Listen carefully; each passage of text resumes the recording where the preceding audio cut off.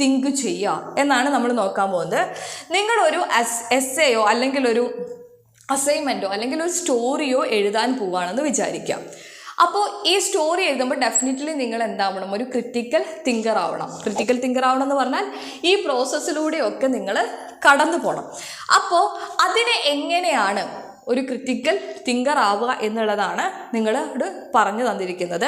അപ്പോൾ ഓരോന്നിനും ഓരോ സ്റ്റേജസ് ഉണ്ട്. അപ്പോൾ അതിനു മുമ്പ് നിങ്ങളൊരു സാധനം എഴുതുന്നതിന് മുമ്പ് നിങ്ങൾ കുറച്ച് ക്വസ്റ്റ്യൻസ് സ്വയം ചോദിക്കണമെന്നാണ് പറയുന്നത്.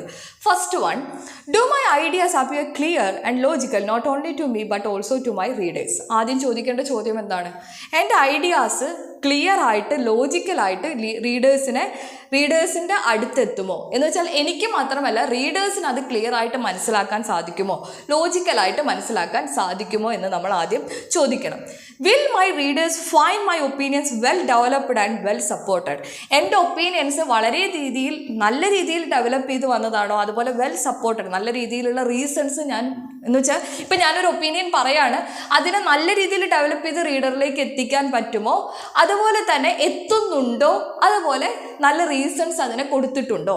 Third one, does my writing reflect my core beliefs in a considered well thought of a way. എൻ്റെ കോർ ബിലീഫ്സിൽ നിന്ന് കൺസിഡർ ചെയ്ത് എന്ന് വെച്ചാൽ എൻ്റെ റൈറ്റിംഗ് എൻ്റെ കോർ ബിലീഫ്സിനെ റിഫ്ലക്റ്റ് ചെയ്യുന്നുണ്ടോ, നല്ല രീതിയിൽ തന്നെ റിഫ്ലക്റ്റ് ചെയ്യുന്നുണ്ടോ എന്ന് ഈ 3 കാര്യങ്ങൾ ചോദിച്ചതിനൊപ്പമാണ് നിങ്ങൾ എഴുതാൻ തുടങ്ങേണ്ടത്. അപ്പോൾ കറക്റ്റായിട്ടൊരു റിഫ്ലക്റ്റീവ് പേഴ്സൺ ആവണമെങ്കിൽ എന്ന് വെച്ചാൽ കറക്റ്റായിട്ട് എഴുതണമെങ്കിൽ one needs to be aware of the following issue. കുറച്ച് ഇഷ്യൂസ് പറഞ്ഞിട്ടുണ്ട്, ആ ഇഷ്യൂസിനെ കുറിച്ച് മനസ്സിലാക്കിയിട്ട് വേണം കറക്റ്റായിട്ട് എഴുതാൻ, കറക്റ്റായിട്ട് നിങ്ങളുടെ ഐഡിയാസ് ഒരു ബുക്കിലേക്ക് കൊണ്ടുവരാൻ എന്നുള്ളതാണ് പറയുന്നത്.